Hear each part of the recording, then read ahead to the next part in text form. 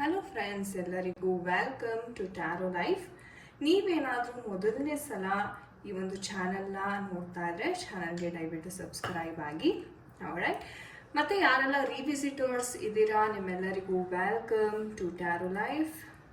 So friends, ಇವತ್ತಿನ ಒಂದು reading ಬಂದು ಮೇನ್ ಆಗಿ ನಿಮ್ಮ ಒಂದು ಪರ್ಸನಿನ ಕರೆಂಟ್ ಸಿಚುವೇಶನ್ ಯಾವ ಥರ ಇದೆ. ಸೊ ಎಷ್ಟೋ ಜನ ಪ್ರಶ್ನೆ ಮಾಡ್ತಿದ್ರಿ, ಅವರು ನನ್ನ ಬಿಟ್ಟು ಹೋಗಿದ್ದಾರೆ, ಮಾತಾಡ್ತಾ ಇಲ್ಲ, ಅವ್ರ ಪರಿಸ್ಥಿತಿ ಹೇಗಿದೆ, ಅವ್ರೇನಾದರೂ ಮೂವ್ ಆನ್ ಆಗಿದಾರಾ ಅಥವಾ ನನ್ನನ್ನು ನೆನಪಿಸ್ಕೋತಾರಾ ಅಥವಾ ಮರ್ತಿದಾರಾ, ಯಾವ ಥರ.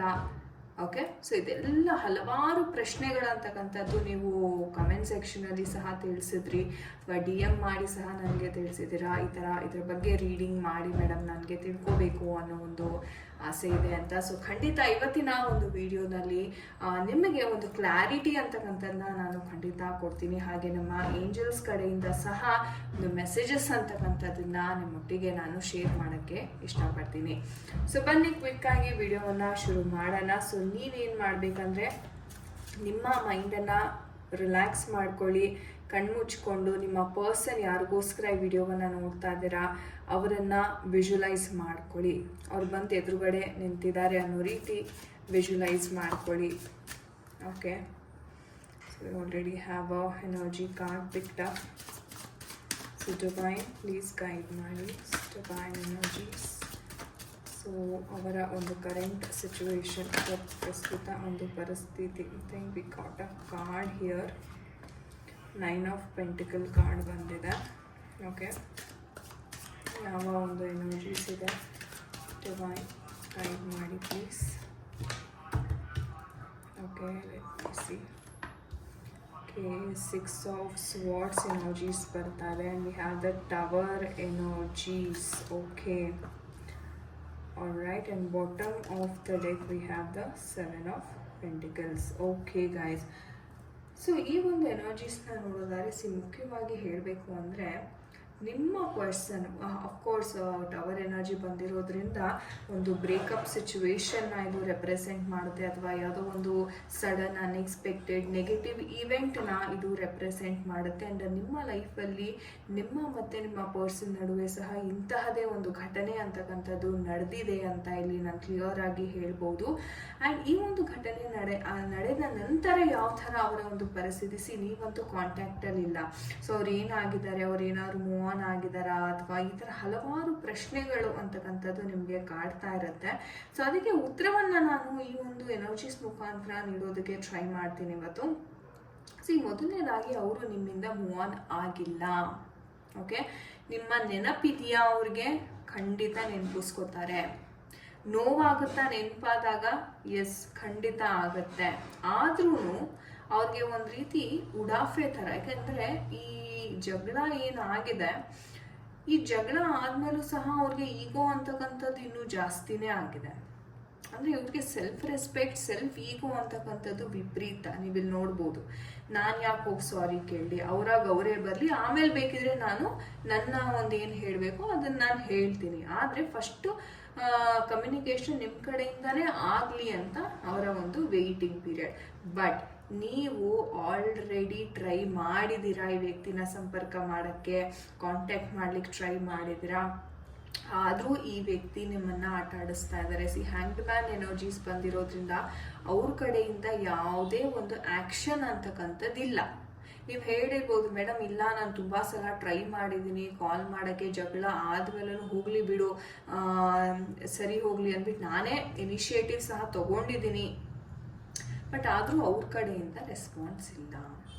ಯಾಕಂದರೆ ಅವ್ರಿಗೆ ಹೆಂಗಪ್ಪ ಅಂದರೆ ಒಂದು ರೀತಿ ಈಗೋ ಆ್ಯಟಿಟ್ಯೂಡ್ ಜಾಸ್ತಿ. ಅಷ್ಟೆಲ್ಲ ಘಟನೆ ನಡೆದಿದೆ, ಅಷ್ಟೆಲ್ಲ ನೀವು ಇವರನ್ನು ಹರ್ಟ್ ಮಾಡಿದ್ದೀರಾ, ಆ ಒಂದು ಗಿಲ್ಟ್ ಇದೆಯಲ್ಲ ಅದಿನ್ನೂ ಅವರಲ್ಲಿ ಹಾಗೆ ಇದೆ.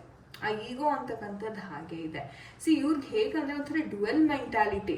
ಈ ರಿಲೇಶನ್ಶಿಪ್ ಸರಿನೂ ಹೋಗಬೇಕು, ಅಟ್ ದ ಸೇಮ್ ಟೈಮ್ ನಾನು ಗೆಲ್ಲಬೇಕು, ನಾನು ಸೋಲ್ಬಾರ್ದು. ಇದೇನು ಘಟನೆ ಆಗಿದೆ ನನಗೆ ಜಸ್ಟಿಸ್ ಬೇಕು, ಆಕೆ ಬಂದು ನನ್ನ ಕಾಲಿಗೆ ಬಿಡಬೇಕು, ನನಗೆ ಯಾವುದೇ ಕಾರಣಕ್ಕೂ ನಾನು ಬೆಂಡ್ ಆಗೋದಕ್ಕೆ ರೆಡಿ ಇಲ್ಲ. ಸೊ ಈ ಥರ ಒಂದು ಸಿಚುವೇಶನ್ ಇಲ್ಲಿ ತುಂಬ ಜನ ಫೇಸ್ ಮಾಡ್ತಿದ್ದೀರಾ. ಹೌದು, ಅವ್ರಿಗೆ ಗೆಲ್ಲಬೇಕು ಅನ್ನೋ ಉತ್ಸಾಹ ಜಾಸ್ತಿ, ಯಾಕಂದರೆ ಈಗೋ ಸಹ ಅಷ್ಟೇ ಇದೆ.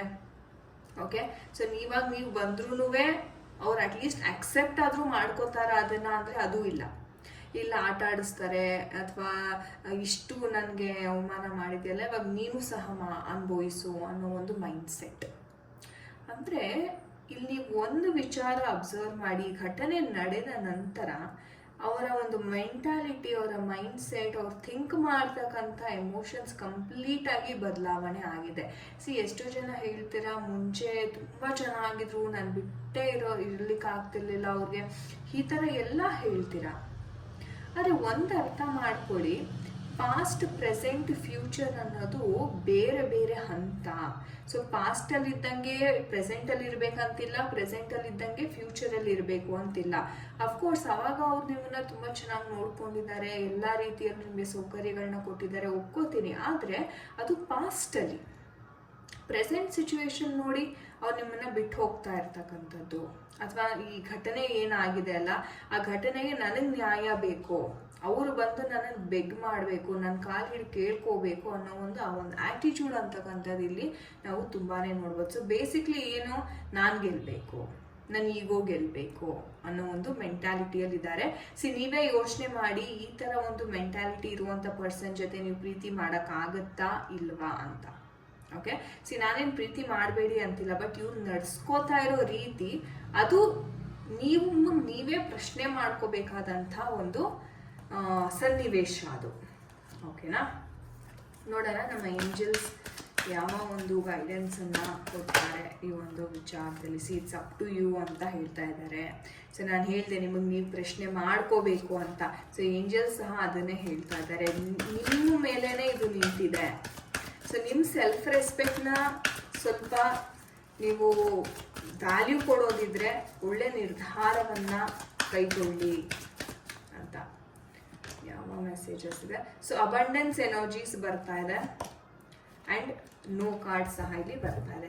ಇದರ ಅರ್ಥ ಏನಪ್ಪ ಅಂದರೆ, ಇವ್ರು ಇಲ್ದೇನೆ ನಿಮ್ಮ ಲೈಫಲ್ಲಿ ಅಬಂಡೆನ್ಸ್ ಅಂತಕ್ಕಂಥದ್ದು ಬರ್ತಾ ಇದೆ. ಓಕೆ, ಇವ್ರು ಯಾವ ಥರ ಎಕ್ಸ್ಪೆಕ್ಟ್ ಮಾಡ್ತಾ ಇದ್ದಾರೆ, ನೀವು ಬಂದು ಕಾಲಿಗೆ ಬಿದ್ದು ಕ್ಷಮೆ ಕೇಳಿ ನೀವು ತಪ್ಪು ಮಾಡ್ದೇನೆ, ಇದು ಎಷ್ಟರ ಮಟ್ಟಿಗೆ ನ್ಯಾಯ. ಹಾಗಾಗಿ ನಿಮ್ಮ ಮನಸ್ಸಿನ ಮಾತನ್ನು ಮೊದಲು ಕೇಳಿ, ನಿಮ್ಮ ಸೆಲ್ಫ್ ರೆಸ್ಪೆಕ್ಟ್ ಏನಿದೆ ಅದಕ್ಕೆ ಸ್ವಲ್ಪ ಗೌರವ ಅಂತಕ್ಕಂಥದ್ದನ್ನ ನೀವು ಕೊಡಬೇಕಾಗತ್ತೆ ಅಂತ ನಮ್ಮ ಏಂಜಲ್ಸ್ ಹೇಳ್ತಾ ಇದ್ದಾರೆ. ಓಕೆ, ನೋಡೋಣ. ಅಂದರೆ ನಿಮಗೆ ಒಂದು ರೀತಿ ಅಬಂಡೆನ್ಸ್ ಮೈಂಡ್ ಸೆಟ್ ಬರಬೇಕು. ಇವಾಗ ಏನಿದೆ, ನೀವು ಏನು ಅವ್ರ ಹಿಂದೆ ಹೋಗ್ತಾ ಇದ್ದೀರಾ, ಅದು ಒಂಥರ ಸ್ಕೇರ್ಸಿಟಿ. ಅಯ್ಯೋ, ನನಗೆ ಇಲ್ಲಿ ಇವಾಗ ಒಬ್ಬ ಭಿಕ್ಷುಕರು ಬಂದು ನಮ್ಮ ಹತ್ರ ಪದೇ ಭಿಕ್ಷೆ ಕೇಳಿದಾಗ ನಮ್ಗೆ ಇರಿಟೇಟ್ ಆಗೋಕ್ಕೆ ಶುರುವಾಗುತ್ತೆ, ಈ ಯಾರಪ್ಪ ಇವರು ಅಂತ ಅಲ್ವಾ. ಅದೇ ಥರ ನೀವು ಸಹ ಪ್ರೀತಿ ಭಿಕ್ಷೆಯನ್ನು ಇವ್ರ ಹಿಂದೆ ಕೇಳಿದಷ್ಟು ನಿಮ್ಮನ್ನು ಅವರು ದೂರ ತಳ್ಳೋದಕ್ಕೆ ಇದು ಮಾಡ್ತಾರೆ. ಓಕೆ, ಫ್ಯಾಮಿಲಿ ಮ್ಯಾಟರ್ಸ್ ಘಟನೆಗಳು ತುಂಬ ನಡೀತಾ ಇದೆ. ಅವರ ಮನೆಯಲ್ಲೂ ನಿಮ್ಮ ಮನೆಯಲ್ಲೂ ಘಟನೆಗಳಂತಕ್ಕಂಥ ತುಂಬಾ ನಡೀತಾ ಇದೆ ಅಂತ ಹೇಳ್ಬೋದು. ಆ್ಯಂಡ್ ಟೇಕ್ ಕೇರ್ ಅಂತ ಹೇಳ್ತಾ ಇದ್ದಾರೆ. ಎನಿಮೀಸ್ ಅಂತ ಸಹ ಬರ್ತಾರೆ. ನಾನು ಹೇಳಿದೆ ಇವರಿಂದ ನಿಮ್ಗೆ ಸ್ವಲ್ಪ ತೊಂದರೆ ಸಹ ಕಾದಿದೆ ಫ್ಯೂಚರಲ್ಲಿ. ಹಾಗಾಗಿ ಎಚ್ಚರವನ್ನು ವಹಿಸಿ. ಲೈಟ್ನಿಂಗ್ ಅಂತ ಬರ್ತಾ ಇದೆ. ನಿಮ್ಮ ಕಂಟ್ರೋಲ್ ಯುವರ್ ಆ್ಯಂಗರ್ ಅಂತ.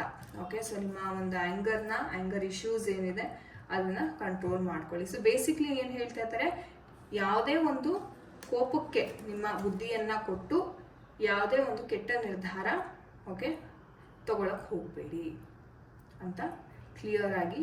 ಹೌದು, ಘಟನೆ ನಡೆದಿದೆ, ಒಪ್ಕೋತೀನಿ, ಇದಕ್ಕೆ ಅವರು ಸಹ reason, right.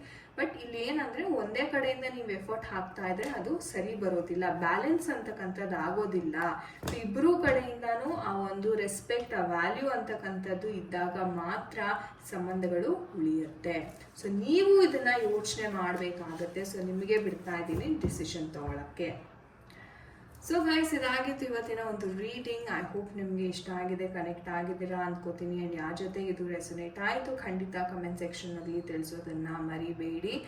And thank you so much ಯಾರೆಲ್ಲ ಪಾಸಿಟಿವ್ ಆಗಿ ಕಮೆಂಟ್ಸ್ ಮಾಡ್ತಾ ಇದ್ದೀರಾ, ನಿಮ್ಮ ಆತ್ಮೀಯರೊಂದಿಗೆ ಈ ವಿಡಿಯೋವನ್ನು ಶೇರ್ ಮಾಡ್ತಾ ಇದ್ದೀರಾ. ತುಂಬ ಗ್ರ್ಯಾಟಿಟ್ಯೂಡ್ ನನ್ನ ಕಡೆಯಿಂದ. ಒಳ್ಳೆಯದಾಗಿ ಎಲ್ಲರಿಗೂ ಅಂತ ಭಾವಿಸ್ತೀನಿ. ಮುಂದಿನ ವಿಡಿಯೋನಲ್ಲಿ ಸಿಗೋಣ. ಎಲ್ಲರಿಗೂ ನಮಸ್ತೆ. ಹರೇ ಕೃಷ್ಣ.